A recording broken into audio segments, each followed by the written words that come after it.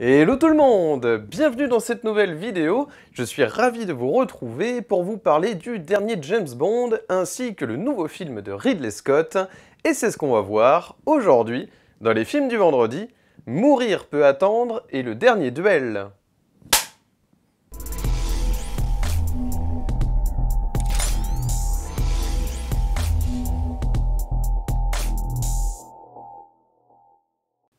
Salut à tous et bienvenue dans les films vendredi. Aujourd'hui, j'ai l'immense plaisir de revenir sur Mourir peut attendre, No Time to Die, le dernier James Bond avec Daniel Craig. Et oui, c'est officiel, Daniel Craig tire sa révérence dans la peau de l'agent 007, un film très attendu qui, malgré le Covid, a enfin pu sortir dans les salles de cinéma. Il était épargné d'une diffusion en streaming et c'est une très bonne chose. Sachant que la saga Bond a toujours été diffusée dans les salles obscures depuis 1962, donc Dieu merci, le film a pu sortir, d'autant qu'il s'agit d'un blockbuster de 2h43, donc imaginez un petit peu le gâchis. Le film est signé Kari-Joji Fukunaga, qui a travaillé notamment sur la première saison de True Detective, et qui a coécrit le scénario avec les scénaristes officiels de la saga Bond depuis Le Monde ne suffit pas, Neil Purvis et Robert Wade, pour nous raconter ce Bond à la retraite qui vit une idylle parfaite avec Madeleine Swann, incarnée par Léa Seydoux. On a un flashback qui nous explique justement que Safin, en fait, un nouveau méchant, incarné par Rami Malek, a voulu tuer le père de Madeleine, donc Monsieur White, dans les épisodes précédents, rappelez-vous.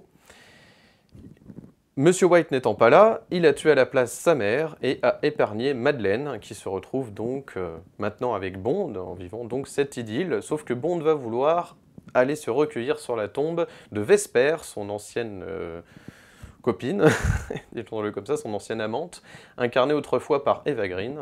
Sauf que cette tombe va littéralement exploser, il avait une bombe à l'intérieur, et c'est l'œuvre de Spectre, évidemment. Donc Bond va penser que Madeleine l'a trahi, donc il va la quitter, et se retirer en Jamaïque, là où Felix Leiter va lui demander de l'aide pour retrouver un scientifique du MI6 qui travaille donc sur un virus un peu spécial, qui, lorsqu'en fait on met l'ADN adéquat, on peut tuer les personnes désignées. Donc si on veut tuer telle personne, il faut que l'antidote soit fait de telle manière. Et du coup, quand on porte le virus en soi, en fait, on tue littéralement les personnes désignées. Voilà, donc c'est un peu spécial, c'est vrai que c'est un peu nouveau dans la saga Bond. Je trouve ça assez intéressant, surtout à l'époque du Covid. Donc ouais, c'est assez bien fait. Alors je vous préviens tout de suite, cette critique va être 100% spoil, voilà, je pars du principe que le film est sorti il y a un petit moment déjà, donc si vous êtes précipité dans les salles et que vous êtes fan de Bond, j'imagine que vous êtes tous au courant. Et puis voilà, avec les quelques articles entre-temps qui sont tombés, j'imagine que maintenant voilà, il n'y a plus de spoil, plus de hashtag no spoil pour No Time to Die, je pense que voilà, ça s'est un petit peu calmé.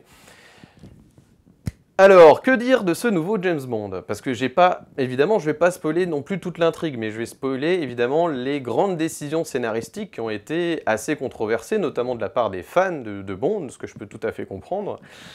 Dans un premier temps, on a déjà un James Bond qui, quand même, vit déjà une histoire d'amour, même si ça avait déjà été le cas dans Au service secret de Sa Majesté avec Georges Lazenby. Bon, Georges Lazenby qui n'était pas resté longtemps, donc on se demande si c'était par rapport au scénario ou par rapport à sa prestation, mais voilà, il faut savoir qu'à l'époque, Georges Lazenby incarnait déjà un Bond qui se mariait avec une femme, sauf que ça n'a pas duré longtemps, cette femme évidemment va mourir, et c'était une agent de Spectre qui l'avait éliminée. Donc vous voyez, c'est pas la première fois quand on creuse un petit peu dans la saga Bond qu'il y avait déjà ce genre de proposition, donc jusqu'ici tout va bien. Alors ensuite vient la mort de certains personnages cultes, notamment Felix Leiter, donc interprété par Jeffrey Wright, son ami de la CIA, qui est venu lui demander de l'aide pour cette mission, mais va se retrouver dans un traquenard. Donc en fait c'est un piège, Bond est complètement piégé, il va perdre son ami Felix Leiter. Alors une scène qui aurait pu être un petit peu plus touchante quand même, je dois avouer que c'est... Il n'y a pas assez de tension dramatique dans cette séquence, je trouve ça un peu dommage. Il y avait de quoi faire parce que c'est quand même pas... C'était quand même pas le petit personnage lambda Felix Leiter, quoi, depuis le temps. Il est incarné par beaucoup d'acteurs, et cette mort, évidemment, je vous ai prévenu, il y a du spoil, cette mort, en fait, de Félix est un petit peu... peut-être un peu expédiée, alors... Ça aurait pu être un peu plus émouvant. Je trouve que ça aurait pu être un petit peu plus émouvant, mais cela dit, c'est un choix assez culotté. Et c'est pas le seul, vous verrez. C'est un choix assez culotté des scénaristes de faire mourir Felix Leiter, mais pourquoi pas. Donc nous avons aussi beaucoup de scènes d'action très réussies, notamment dans cette forêt, vous verrez, brumeuse. Alors moi, ça a été le gros coup de cœur en termes de scènes d'action, parce qu'on retrouve un Bond, c'est là que le film est très généreux, c'est qu'on retrouve un Bond en action, ça fait vraiment film d'aventure, dans la nature comme ça, avec des ennemis qui surgissent, il faut se cacher dans les souches d'arbres, etc. Donc vraiment, en termes de mise en scène, de parti pris scénaristique et de mise en scène, c'est vraiment très généreux, très ambitieux, chose qui n'était guère le cas en fait, je trouve, dans Spectre. Vraiment, poursuite en voiture était lambda, enfin toutes les idées, si vous voulez, les bonnes idées visuelles en fait, étaient malheureusement eh bien, pas au niveau justement d'un Skyfall ou d'un Casino Royale, et même encore, j'ai envie de dire, ça remonte un peu plus loin d'un GoldenEye, enfin, vous voyez. Donc vraiment, ça fait plaisir de retrouver comme ça des éléments visuels très forts, de mise en scène, donc des séquences d'action très inspirées. C'est un vrai bonheur à ce niveau-là. Alors vient évidemment la question du sort de Bond. J'expédie un petit peu, mais il faut savoir qu'il y a eu beaucoup de critiques, notamment sur le fait que Bond aussi se faisait en fait littéralement tirer dessus, donc normalement il devrait déjà être KO, il se prend plusieurs balles de la part de Safin, incarné par Rami Malek, ce fou avec, vous savez, le virus qui tue, voilà, il veut anéantir l'humanité avec ça, enfin, encore un mégalo maniaque, comme on a l'habitude de voir dans les sagas d'espionnage, notamment dans les James Bond. Donc on a quand même un ennemi très fort, mais voilà, il y en a qui ont jugé que le fait qu'il se fasse tirer plusieurs balles dessus, quand même, c'était un petit peu gros, le fait qu'il se relève à chaque fois. Et évidemment, il y a le plus gros souci. Voilà, alors là, c'est vraiment le sujet, vous savez, hein, j'ai pas pour coutume de rentrer dans les polémiques, mais c'est vrai que là, c'est quand même assez intéressant. James Bond qui va se sacrifier puisqu'il va porter le virus. Voilà, Safin lui a transmis le virus qui, en fait, a anéanti Madeleine et sa fille, puisque James Bond a une fille, vous voyez, ça fait beaucoup. Ça fait vraiment beaucoup dans un épisode. James Bond qui a donc une femme, un enfant, et qui va potentiellement mourir, je pense que vous êtes au courant, à la fin du film.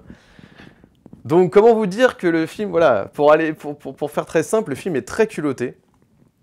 C'est un pari énormément risqué, parce qu'évidemment, moindre petite ambition, à la moindre prise de risque, les fans sursautent, évidemment, et ont le poil qui s'érisse, donc voilà, c'était un peu compliqué. Mais, personnellement, je dois dire que c'est des choix, certes culottés, mais il y a de l'audace, ça fait plaisir.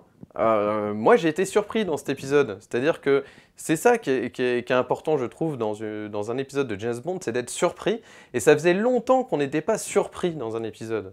Vraiment, hein, je trouve que ça fait vraiment longtemps qu'on n'a pas été surpris comme ça. Donc c'est une bonne chose, à mon sens. Je pense qu'il ne faut pas trop forcément être révolté par ça. Je pense que même parfois, je vais peut-être être un peu dur dans mes propos, mais c'est vraiment ça, quoi. C'est-à-dire que parfois, les fans ne sont pas à même vraiment de savoir ce qui est bon pour eux. Alors c'est un peu terrible, dit comme ça, mais c'est vrai que parfois, on se calque un peu sur les désirs des fans, et en général, ça donne des films, justement, bah, qui sont plats, en fait. C'est vraiment bof, c'est-à-dire qu'on a vu ça 1000 fois. Donc là, je trouve qu'il y a de la prise de risque. Et au-delà de ça, il y a quand même une esthétique. Il y a quand même les ingrédients, hein, c'est-à-dire que la saga Bond, hein, quand vous regardez des documentaires sur la saga Bond, il y a évidemment un cahier des charges assez précis. C'est-à-dire qu'il ne faut rien changer, il ne faut rien changer à la formule, mais tout en apportant de la nouveauté. Vous voyez un petit peu ce paradoxe, comment c'est compliqué justement de venir derrière quelqu'un comme ça pour reprendre un nouvel épisode de la saga James Bond, c'est assez compliqué. Notamment Kari Joji Fukunaga, qui en plus est impliqué dans l'écriture du scénario, et en plus doit proposer quand même des éléments visuels assez nouveaux, assez neufs. Voilà, il a apporté, je trouve, un coup de jeunesse quand même sur ce nouvel épisode, puisque c'était, voilà, depuis Spectre, vraiment, c'était le Sam Mendes de trop. Vous voyez, je pense que c'est un peu comme la saga Mission Impossible, c'est-à-dire que comme vous confiez en fait au même réalisateur de s'occuper de tous les épisodes, c'est là que ça devient problématique, puisque c'est la même proposition visuelle, la même proposition d'agencement, enfin voilà, où vous avez vraiment le même film, quoi. Et là, c'est ça qui est intéressant dans le choix de changer de cinéaste, c'est que ça apporte du sang neuf. Je sais qu'au début, certains avaient un petit peu peur, justement, parce que quel est ce réalisateur, etc. Mais en réalité, je trouve que c'est un super choix, mais vraiment un très très bon choix. Il y a des séquences visuelles incroyables. Nous avons donc la soirée Spectre, en fait, où tous les ennemis de Spectre vont être éliminés. Nous avons aussi cet agent 007. Alors ça, c'est incroyable. Donc cette femme qui va prendre, puisque James Bond est à la retraite, donc entre-temps, il y a une nouvelle 007, donc cette femme, qui est quand même justement très badass. Donc ça fait plaisir de voir James Bond aussi faire équipe avec cette femme qui, justement, c'est important d'avoir des James Bond girls, je trouve, aujourd'hui, dans les années 2020, qui soient quand même assez autonomes, fortes comme ça, qui ne soient pas dépendantes, en fait, du héros masculin. C'est vrai que c'est assez fort, parce que comme ça, il y a ce duo, en fait, qui marche très très bien. Et ça n'empêche pas d'avoir Ana de Armas pour le côté un peu plus sensuel, qui va être aussi très badass pour le coup, mais qui n'apparaît pas beaucoup à l'écran. Mais il va y avoir beaucoup d'ingrédients, beaucoup de personnages, plutôt bien développés, et en même temps, alors, c'est là que j'ai trouvé aussi que c'était très fort, c'est en termes de fanservice. Comme vous le savez, le fanservice, me concernant, je trouve que notamment dans la saga Star Wars, pollue un petit peu les épisodes, notamment dans les derniers, évidemment, signés J.J. Abrams, produits par Disney. Ici, je trouve que ça a été fait de manière très subtile, c'est-à-dire que pour ceux qui sont fans de la saga James Bond, ils vont tout de suite les voir, ces fameux easter eggs. Ces easter eggs, donc cachés dans les films, qui sont des clins d'œil aux précédents épisodes. Je dois dire qu'il y en a beaucoup dans celui-là, notamment même musicaux parfois. On a une musique qui nous renvoie, il me semble, alors je crois que c'est au service secret de Sa Majesté, il me semble. Mais en tout cas, j'ai reconnu un thème musical d'un ancien Bond, vous voyez, c'est pour vous dire à quel point il y a quand même pas mal de choses. Nous avons également les portraits, le portrait de Judi Dench, dans le rôle de M, l'ancienne M. Et nous avons également autre chose, alors c'est un élément visuel que j'ai oublié, mais vous voyez, il y a beaucoup d'easter eggs, donc je me souviens plus.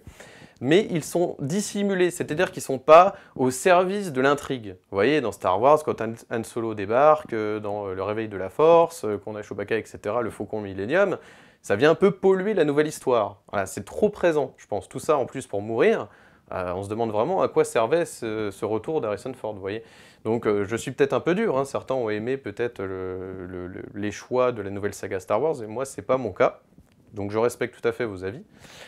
Donc, ce qui m'avait dérangé dans les sagas Star Wars, dans les sagas notamment Mission Impossible, notamment avec le dernier Fallout, je trouve que tout ça a été gommé. Dans Fallout, c'était l'idée, vous savez, de revenir sur tous les anciens épisodes pour les justifier. Je vois pas en quoi on a besoin de justifier toute la saga, on peut très bien avoir un film totalement autonome, qui se suffit à lui-même, mais qui ne dépend pas des autres épisodes pour être compris. Vous savez, ça c'est typiquement ce qui se passe sur Star Wars, notamment si vous n'avez pas lu les comics, si vous n'avez pas vu les séries animées, si vous n'avez pas joué aux jeux vidéo, vous êtes complètement largué. Et bien là, je trouve ça extrêmement ambitieux et réussi de faire un film James Bond de 2h43, on est quasiment sur du 3h, c'est l'épisode le plus long. Alors, certains trouveront justement qu'il y a quelques longueurs, mais d'avoir réussi à y injecter de la subtilité dans la manière d'agencer en fait tous les éléments de la saga Bond, je sais même pas comment, enfin vraiment c'est un travail de pro, hein. Je suis assez subjugué, et Dieu sait que je vous rassure tout de suite, j'ai été très déçu par Spectre, j'ai été peut-être même encore plus déçu par Quantum of Solace, vous voyez, hein. Donc il y avait un Bond sur deux qui était bon et mauvais dans la saga Craig. Donc ça fait plaisir de voir de la prise de risque, de la subtilité dans l'agencement des éléments qui font la saga Bond, d'avoir eu l'audace, le courage, le culot de laisser supposer que notre agent était peut-être s'était sacrifié, donc voilà, finissait mort à la fin du film. Alors là, je m'adresse directement aux fans. Quand vous voyez la fin du générique, vous avez, comme à l'accoutumée, ce fameux James Bond reviendra. James Bond will return. Donc, si dans le film, vous voyez un Bond qui se sacrifie un peu à la manière de Bruce Willis dans Armageddon, c'est un peu ça, hein, franchement, on n'est pas loin. Eh ben, oui, je comprends qu'on sursaute, voilà, qu'on saute de son fauteuil et qu'on soit un petit peu comme ça révolté en tant que fan. Mais rassurez-vous, ça fait partie aussi des éléments de la saga Bond de faire toujours revenir James Bond. Donc ne vous inquiétez pas, James Bond reviendra. Et pourquoi, en plus, d'autant plus aujourd'hui qu'on parle des prétendants pour la succession de Daniel Craig. Alors, je pense que vraiment, on en fait tout un foin pour pas grand-chose, voilà, de ce fameux sacrifice final. En tout cas, c'est un film très inspiré, c'est un épisode très riche, et qui est finalement assez digeste, puisqu'on est pris tout du long, on est assez scotché, les séquences d'action sont bien découpées, hein, vous savez que je suis très très sensible au découpage technique des séquences d'action dans les films d'action. Donc à ce niveau-là, c'est parfait, assez magistral. Ouais, j'ai été vraiment pris, même dans la manière en fait de mettre en scène les séquences d'action. On voit ce Bond qui vraiment, on est avec lui, il se cache derrière une roche, une voiture passe au-dessus, etc. Donc vraiment dans la chorégraphie en fait de ces courses-poursuites en voiture, c'est extraordinaire. Vraiment, c'est très très bon. Ce Bond aussi à moto, etc. C'est très inspiré. Les plans sont vraiment très professionnels. Hein. Parce que c'est le genre de film un peu qu'on est obligé de voir un peu comme un produit. Désolé de dire ça, hein, on parle d'art évidemment, mais prenez les films pour ce qu'ils sont. Ma devise, vous le savez, c'est aussi de prendre le film pour ce qu'il est. C'est-à-dire on est quand même sur un blockbuster qui est censé quand même... Enfin c'est un film vraiment à gros budget, on est là pour vraiment en mettre plein la vue. Donc on est obligé de le voir un peu aussi comme un produit, c'est-à-dire vraiment où, voilà, si vous achetez ce film en vidéo chez vous, vous voulez retrouver en fait des séquences d'action mémorables qui vont vous permettre de voir cet épisode plusieurs fois. Moi, c'est vraiment ça qui est important, c'est que je trouve que quand on voit un James Bond et qu'on se dit « super, très bien, ça a fait le job, mais je ne vais pas le revoir parce que le scénario était un peu en dessous, mais j'en ai pris plein la figure », voilà, c'est là que c'est un petit peu compliqué. Mais là, ce qui est vraiment appréciable, c'est qu'on a le scénario, plus la mise en scène, et les séquences d'action très inspirées, qui fait qu'on a envie de retourner, je trouve, avec plaisir sur ce James Bond. Après, évidemment, encore une fois, James Bond qui est père de famille, qui se sacrifie, qui vit une idylle et qui se fait en même temps prendre son matricule 007 par une femme, machin, évidemment, il y en a plein qui vont sursauter. Toujours est-il que pour moi, je trouve que ces choix sont ambitieux, audacieux, et à partir de là, c'est gagné. Il y a une prise de risque, il y a du nouveau, j'ai été surpris. C'est-à-dire que si on en parle autant de tous ces éléments-là, et que ça fasse autant jaser, je pense que c'est parce que le cinéaste a réussi son coup. Voilà, il ne faut pas aller plus loin, je pense que le cinéaste a réussi son coup. Alors on peut être sensible ou pas à cette nouvelle proposition, mais toujours est-il que le cinéaste a réussi son coup à partir du moment où il a véhiculé des émotions, que vous soyez indigné, révolté, ou que vous avez adoré justement ses choix scénaristiques. C'est très personnel, encore une fois, cette affaire, mais il y a eu de la prise de risque. Ce que je souligne quand même dans une grosse saga comme James Bond, c'est que ça n'a pas toujours été le cas d'avoir autant d'ambition cinématographique déjà d'une, de deux, de prendre autant de risques pour toujours renouveler la saga, c'est vraiment très difficile après autant d'années, vous vous rendez compte, ça tient du miracle d'arriver toujours à intéresser les spectateurs et à faire parler autour de Bond en 2021. Donc c'est là que le pari est réussi pour moi. Donc vraiment, je reverrai même avec plaisir, parce que vraiment il y a des séquences mémorables, mais je dis bien mémorables, c'était difficile aussi, quand vous restez sur un ancien méchant, Blofeld, qui est toujours là, et que vous devez faire accepter en plus de ça un nouvel ennemi, donc ce Safin interprété par Rami Malek, et que vous arrivez à jongler pour entrelacer tout ça, et pour que tous les personnages en fait ont leur carte à jouer dans ce film en fait, et de l'importance, et leur place, bah c'était pas gagné. C'était pas gagné. Donc pour moi, je vous le recommande. Si vous êtes fan de la saga Bond, évidemment, vous allez être divisé. Ça, c'est clair. C'est-à-dire qu'il n'y aura pas deux fans de Bond qui vont recevoir le film de la même manière. Ça, c'est clair, ça va vous diviser. Pour les autres, qui ne sont pas spécialement fans de la saga Bond, mais qui aiment bien les films d'action, bien faits, et plutôt profonds, intelligents, etc., vous allez quand même trouver... votre compte, hein. C'est pas gagné aujourd'hui de trouver en plus de ça des films hollywoodiens, des films populaires, des films d'action comme ça qui soient quand même assez bien écrits, assez bien réalisés. En général, le découpage est quand même assez expédié. Là, on voit qu'il y a... Je sais pas si le film a été storyboardé, j'imagine, en général, il y a une grosse équipe quand même sur ces films-là, mais on sent qu'il y a quand même un minimum de storyboard qui fait que vraiment c'est très très bien découpé. Souvenez-vous de l'intro de Quantum of Solace, c'était pas aussi subtil, hein, voilà, donc écoutez, pour moi c'est un oui. Donc je vous recommande Mourir peut attendre, No Time to Die, le dernier James Bond à voir au cinéma, tant qu'il est en salle, il faut en profiter, c'est un pur kiff. Je passe maintenant au deuxième film, et il s'agit du Dernier duel de Ridley Scott, écrit par Ben Affleck et Matt Damon, d'après l'œuvre éponyme d'Eric Jagger, le dernier duel qui nous emmène en 1386, où le chevalier Jean de Carouge, interprété par Matt Damon, va livrer bataille à son ancien ami écuyer Jacques Legris, interprété par Adam Driver, soupçonné de viol sur sa femme, Marguerite de Carouge, interprétée par Jodie Comer. Alors pour le spectateur, c'est du tout cuit, puisque nous assistons au viol de Marguerite de Carouge par Jacques Legris. Donc pour le spectateur, tout est très clair dans cette histoire.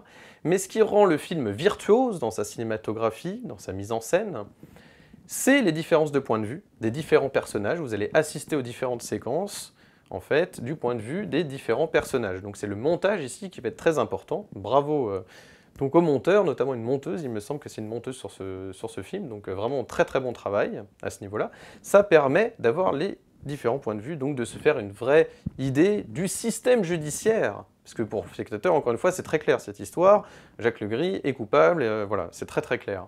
Mais ça permet de voir, en fait, tous ces points de vue, de voir comment après est traiter cette affaire au tribunal. C'est très très simple, ça finit en duel, voilà, duel à mort, hein, prononcé par Charles VI, voilà, il y aura un duel, et comme ça vous départagera, on laisse Dieu décider de qui a tort, qui a raison, et c'est réglé. Voilà, donc c'était assez barbare à l'époque, hein, assez expédié ce genre d'affaires. Évidemment, ça fait écho aujourd'hui, il y a des choses qui ont été améliorées, mais c'est là que le film est intéressant, c'est qu'on montre on n'est pas si loin du même résultat aujourd'hui, c'est-à-dire qu'il y a quand même des affaires qui traînent en longueur, qui mènent à rien, on sait toujours rien, faire éclater les vérités sur ce genre d'affaires, c'est très compliqué. Donc ça montre le système judiciaire français, hein, complexe depuis toutes ces années, donc c'est très intéressant. Et évidemment, on voit que Jean de Carouge est seul contre tous, alors ça c'est terrible, évidemment, puisque Jacques Legris est protégé de partout. Il y a le comte Pierre d'Alençon, interprété par Ben Affleck, qui le protège. On a également le roi Charles VI, donc interprété par Alex Lauter, que vous avez vu notamment dans Imitation Game, qui est de son côté. Donc tous les acteurs sont formidables d'ailleurs, hein, criant de vérité extraordinaire. Donc voilà, Jean de Carouge est tout seul, comme ça, bloqué. Alors évidemment, il va faire ce duel pour sa femme, mais il va surtout le faire aussi pour retrouver aussi au niveau social, se refaire un nom en fait, parce qu'il est complètement boudé par tout le monde, quoi. Il se retrouve, il y a une histoire aussi d'héritage, de parcelles de terre qui devaient lui revenir, qui ne lui reviennent pas, qui ont été piquées par Jacques Legris. Enfin vraiment, Jean de Carouge est à plaindre tout du long, hein. Matt Damon, vraiment très touchant dans son rôle. Mais évidemment, ce qui est intéressant, c'est qu'on montre quand même la complexité du personnage de Matt Damon, de Jean de Carouge, parce que, évidemment, il fait ce duel pour sa femme, mais d'abord pour lui-même. Vous voyez comme quoi c'est compliqué. Voilà. Donc, ouais, vraiment, on est pris par cette histoire. C'est pas tout de suite le cas. Encore une fois, je vous dis, il faut un quart d'heure, 20 minutes pour s'installer dans ce film, en fait, pour commencer à avoir ses repères en tant que spectateur et commencer à être pris par l'intrigue. Mais justement, c'est très bien fait, parce qu'une fois que vous lui donnez sa chance tout du long, en fait, ce qui est intéressant, c'est que vous voyez justement tout le début, toute la subtilité du début, vous la comprenez mieux. Donc, vraiment, c'est un très très beau film. C'est assez ambitieux et ça prend tout son sens. C'est-à-dire que je pense que c'est le genre de film qui donne envie aussi de se replonger dans l'histoire, parce que l'histoire, en fait, permet de mieux comprendre notre époque actuelle. Donc c'est toujours en voyant dans le rétroviseur qu'on comprend mieux ce qui se passe après. Donc, et grâce, en fait, à ce côté médiéval, qui est très cinématographique, d'avoir des images comme ça très fortes, permet de rendre compte, d'avoir cette vérité qui éclate aussi sur le monde d'aujourd'hui. Cet effet miroir, évidemment rétrospectif, hein, bien sûr, on est en 1386, mais qui fait complètement écho à notre époque d'aujourd'hui.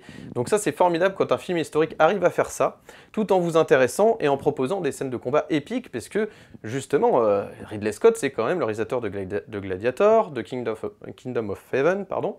Donc beaucoup de films comme ça, historiques, épiques, avec des belles scènes de combat, bien filmées, bien découpées, séquences bien découpées, comme je vous le disais dans Mourir peut attendre, hein. Voilà, j'aime les séquences comme ça d'action qui sont bien découpées, ça permet vraiment de suivre l'action. C'est là qu'on voit la virtuosité d'un cinéaste, d'ailleurs, hein. C'est dans son découpage technique des séquences, notamment les scènes d'action de bataille. Elles sont plutôt réussies. Alors ça pourrait être un peu plus stabilisé quand même au niveau de la caméra, parce que parfois c'est vrai que vous suivez un cheval qui dézingue un type, et puis finalement vous repassez à un autre, donc c'est un petit peu... parfois la caméra est un peu hésitante, mais pas longtemps. C'est-à-dire que c'est vraiment, je chipote, parce que globalement c'est très bien fait. C'est très sanglant. Alors, je précise quand même que pour certains spectateurs, il y a certaines séquences qui peuvent être un petit peu traumatisantes. Mais bon, c'est vrai qu'aujourd'hui, on est dans une ère où il y a beaucoup de violence, notamment aussi dans les séries télévisées, hein, comme vous voyez Game of Thrones, il y a beaucoup de violence. Donc, je pense qu'on a habitué les spectateurs aussi à voir de la violence, en fait, au cinéma. Donc clairement, voilà, je pense que, hormis quelques spectateurs qui peuvent être un peu troublés et traumatisés par des séquences, mais je pense pas quand même, je pense que ce qui est important, c'est justement de faire éclater cette vérité et qu'à la fin, justement, on rend justice. C'est ça qui est beau dans cette histoire, hein. Évidemment, il n'y a pas de spoil, puisque c'est tiré d'une histoire vraie. Je considère qu'à partir du moment où c'est basé sur une histoire vraie, il n'y a pas de spoil, donc voilà. Mais non, c'est très bien fait, c'est très bien fait. Moi, ouais, j'ai bien envie de suivre le Ridley Scott d'aujourd'hui. Alors, j'ai un peu plus de réserve sur le prochain film qu'il va nous proposer, parce que c'est vrai que cette année, il en sort 2. En général, quand on sort 2 films d'un coup, il y en a un sur les 2 qui est quand même nettement meilleur. Et j'ai un peu peur pour le House of Gucci, où il y aura justement Adam Driver encore qui y reviendra. Il y a Lady Gaga, Jared Leto, notamment. Donc, je sais pas trop sur House of Gucci, j'ai moins de hype. J'en avais un peu plus sur le dernier duel, et écoutez, j'ai pas été déçu. Mais en tout cas, pour son prochain film, là, vous voyez, à quelques semaines d'intervalle, je crois qu'il sort très bientôt en novembre, hein, House of Gucci. Espérons que le film soit de la même trempe. Alors évidemment, on raconte pas du tout la même histoire, on n'est pas à la même époque, c'est pas la même manière de raconter, hein, évidemment. Mais à voir. Voilà, j'ai quelques réserves quand même, j'ai un peu peur de Ridley Scott dans la même année, sachant que depuis Cartel, la carrière de Ridley Scott est quand même un petit peu comme ça en dents de scie. À voir, quelques réserves. Mais en tout cas, pour le dernier duel, je vous le recommande. Il n'y a aucune hésitation à avoir, il faut voir ce film dans les salles de cinéma. N'hésitez pas donc à voir le dernier duel de Ridley Scott au cinéma. Si vous avez aimé cette vidéo, n'hésitez pas à mettre un pouce bleu, de vous abonner, d'activer la cloche pour ne manquer aucune de mes nouvelles vidéos et de me suivre sur Instagram, Steph_LFDV. N'hésitez pas à m'ajouter sur les réseaux sociaux. En attendant, petite info, la prochaine vidéo risque d'avoir un peu de retard, je m'en excuse par avance. Donc ce ne sera pas tout à fait dans 2 semaines, mais peut-être plutôt dans 3 semaines. Donc voilà, l'avantage de me suivre sur les réseaux sociaux, c'est qu'on peut communiquer plus facilement et je peux vous annoncer justement dans mes stories. Je fais régulièrement des stories pour vous prévenir en fait des nouvelles sorties sur la chaîne. Donc n'hésitez pas à m'ajouter, c'est important, comme ça vous permet d'avoir l'info, quand est-ce que les vidéos sortent, quel film je vais voir et tout ça, vous pouvez tout savoir à l'avance. Donc n'hésitez pas, je vous remets mon profil, donc Steph_LFDV, ça vous permet justement de pouvoir savoir quand est-ce que ma prochaine vidéo sera disponible. Donc voilà, hormis ce petit retard, je vous rassure tout de suite, hein, évidemment, les prochaines vidéos sont toujours prévues. Donc ne vous inquiétez pas, restez fidèles à cette chaîne. Je vous remercie d'ailleurs, vous êtes de plus en plus nombreux à me suivre sur les films du vendredi et je vous remercie infiniment. J'adore vos commentaires, c'est toujours passionnant, je suis ravi d'avoir des abonnés comme vous, vraiment c'est un pur bonheur, donc merci beaucoup, continuez à être fidèles, ça fait vraiment plaisir. Donc écoutez, en attendant la prochaine vidéo, je vous souhaite un excellent vendredi, un excellent week-end, et comme toujours, n'oubliez pas, prenez les films pour ce qu'ils sont. Allez, ciao!